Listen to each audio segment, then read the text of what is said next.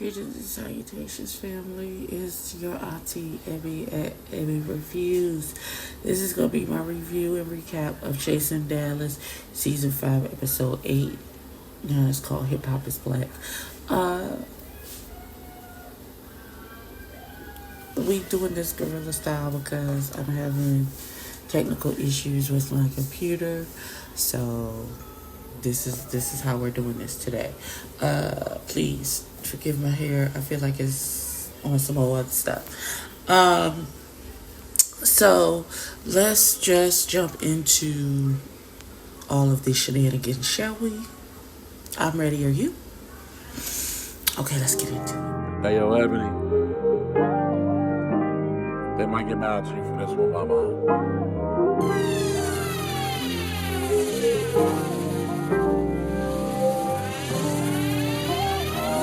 Take a seat with Ebony. We gon' talk about everything. Come get these lies. Baby, shake a little lies. Fill up your glass. TV with Clive. Take a seat with Ebony. We gon' talk about everything. Come get these lies. Baby, shake a little lies. Fill up your glass. TV with Clive.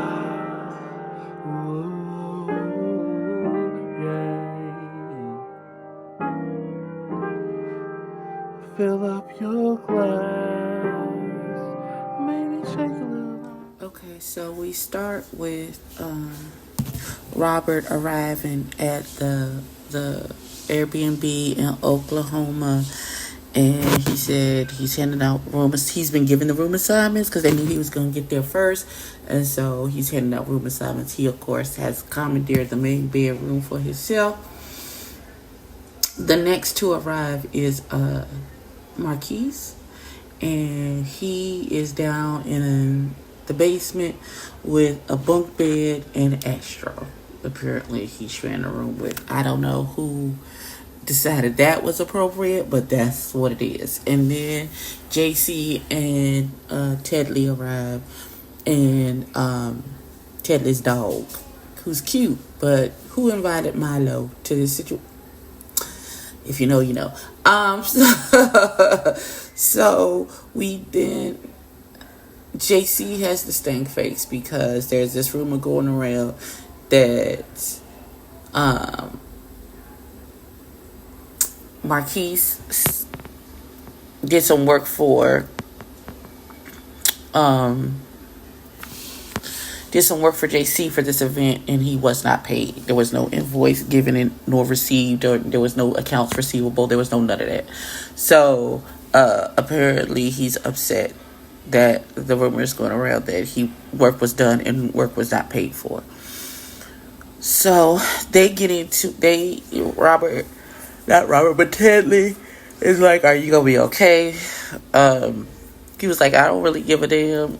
JC is like, "I'm just not fucking with him right now." Marquise tries to have a conversation. JC ain't really with it. So they finally sit down and have a conversation, just the two of them. And what I am hearing is that someone was like, someone asked, did he get paid for the event that he did for JC? And he was like, no, which is true. So apparently the deal was he was supposed to be paid in exposure and not actual funds, which he agreed to. However, if somebody asked him, did you get paid for this event? The appropriate answer is no. So Marquise isn't wrong. But JC is upset, talking about you going around town talking about me, wop-de-woo, and all of these things. And he was like, no, I just answered the question that was asked of me when they found out that I did the event for you. So, again, I'm not exactly sure. I had to do it so I could do it hands-free because I'm doing 15 things at one time as usual. Now, I'm not sure what more. Like, what did he want him to he wanted him to lie? or like exactly what was it he wanted him to finesse the answer so it didn't look like he asked this person to do a favor for him for free. I guess I'm not exactly sure. Not exactly sure what it is that JC wanted him, how he wanted him to answer this particular question when he was asked, because it's a yes or no question. Were you paid for this event? And the answer is clearly no, he was not. And so he said, no, I was not. And so apparently the people took that and ran with it, talk about he don't pay his bills, blah, blah, blah, blah, and all of those things. And it's not Marquise's fault that the people took that information and decided to go 90 going north and put 10 on 20 when that all he said was no, he wasn't paid for the event, which is the truth. Now they done squashed it for now and they finna go to the store and get some snacks for the game night, but we gonna see what happens. Okay, so we at the grocery store. They're trying to figure out what they get. Marquise is getting the stuff because, he's the chef, so I assume he's the one cooking for the weekend. So, I gotta be missing something. Because being asked a question about an event that you did and just willfully spreading gossip, which Marquise has been known to do, but I don't think he was doing it in this particular instance. So the fact that he's like, oh, well, he's talking about me. Somebody asked him a question and he answered the question. Did he volunteer the information? Did he just come out the clip side and he don't pay nobody because I don't feel like that's how that came about. But who did it? Who was me? What do I know? So in between time, Key 7 Astro arrived to the house. They figured out that Astro was in the top bunk and he was like, what's happening here? Why am I? Because you the youngest baby and you tiny. Get on the top bunk.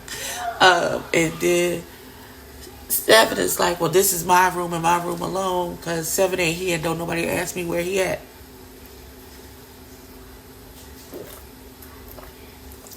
Maybe this is the time when he was talking to his mom and them. They seem to be like on the outs with each other right now. So we just gonna leave that. So 7 and Kesey on the outs with each other. Eventually Jeff, who apparently had some things to do and was one of the last ones to arrive at the situation, he gets there. And only Astro and 7 are there because the others are at the grocery store still hashing out the fact that JC is under the delusion that Marquise is running around telling anybody who will listen about the story of the clout versus getting paid for this fruit tray. I don't know. So they said, let me center my thoughts because I feel... All right, so Joan Jett arrives. They show him his room, which is he got like the little guest house off to the back. Now, why 7 said he bought a Ouija board and there is the haunting of the green cabin is a book in the cabin? That'd be enough for me to be like, oh. The nigga in me immediately leapt up and said, well, let me put my things back in the vehicle, but just in case. Because if anything go left in this month, this has been lovely. Money or not, I'm finna gas up the joint and I'm going to take it on back to the house where me and the Lord resides. Because who's finna do this? Not me. Okay? All right. So, Joan Jett, 7 and Astro sit down and have a conversation about,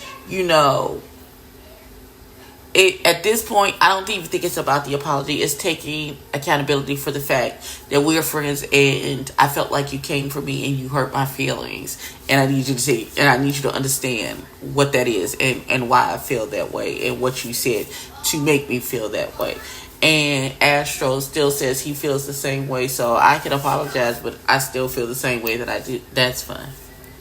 That's absolutely fine. And they calling him a pop singer and all of these other things. But he raps. So I like, it is what it is. We even got to the controversial conversation about who can be in what spaces and what music genres. We ain't got there yet. But they have kumbaya'd and hugged it out. So, wonderful. I guess. That went so far the fuck left for no good goddamn reason. I don't even... It went so left.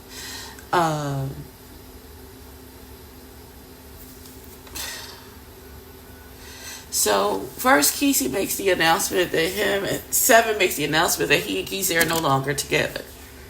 Everybody's like, ooh. I had the same motion as JC. Flabbers, gassed it, pearls, clutched at it. What is happening? I know y'all wasn't getting along, but not that y'all not together. And he said, you're not gonna play me. I'm this, I'm that, I'm this, I'm that. And what I'm never gonna be is that girl over there. So here's what we're not gonna do. So we're no longer together. Oh, okay.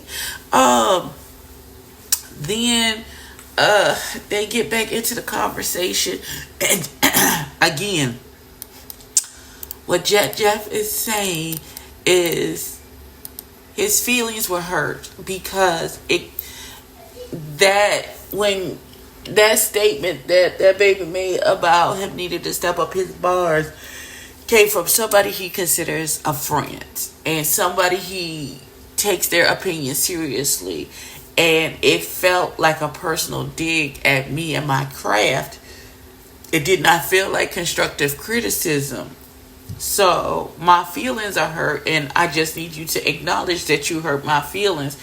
And the baby can't even get into, whatever he needs to say, because the bravado and the big dick energy come out, and here come Seven talk about he the big dog in out of all of this situation, because if you look at my Spotify stream, I don't even own Spotify.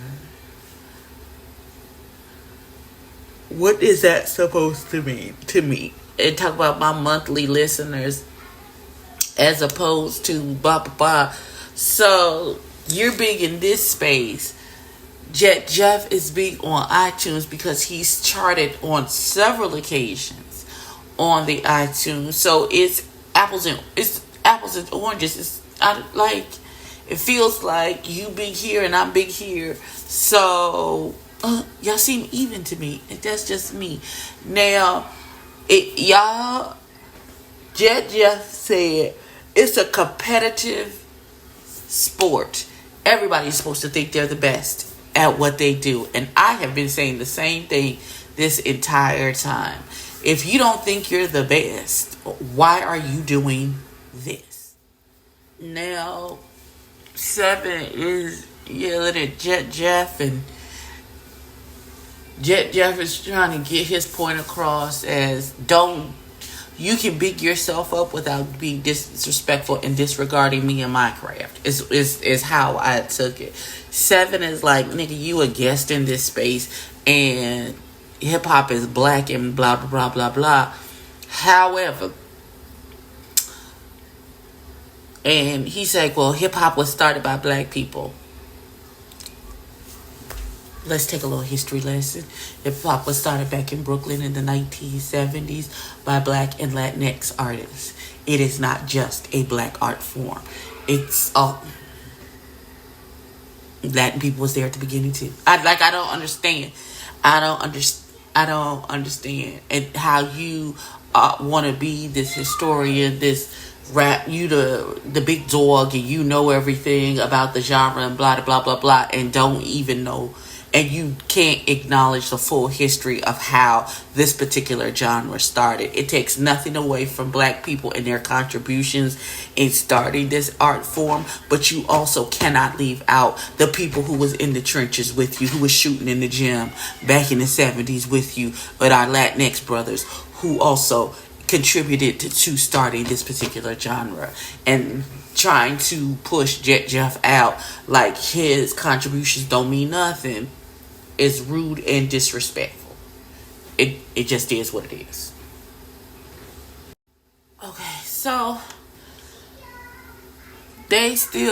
I want to give, first of all, Jet Jeff started this because he reignited this conversation because he still feels slighted by Astro, and I don't know, he woke the drunk beast out of all of this. But however, he did stand 10 toes down, even though they was trying to devour that baby in the conversation. But they was still arguing, and Seven was still saying what he was saying when the episode ended. Now, hopefully, they come to some type of resolve and take their ass to bed like somebody with some goddamn sense. Who knows? But that's how the episode ended. We can talk about this stuff in the comments. Like, comment, and subscribe. Meet me tonight at L. Teddy's house where we're going to talk about it. And then on Monday, me and the straight man going to get into this whole episode. I'll see y'all later. I love y'all. Peace out.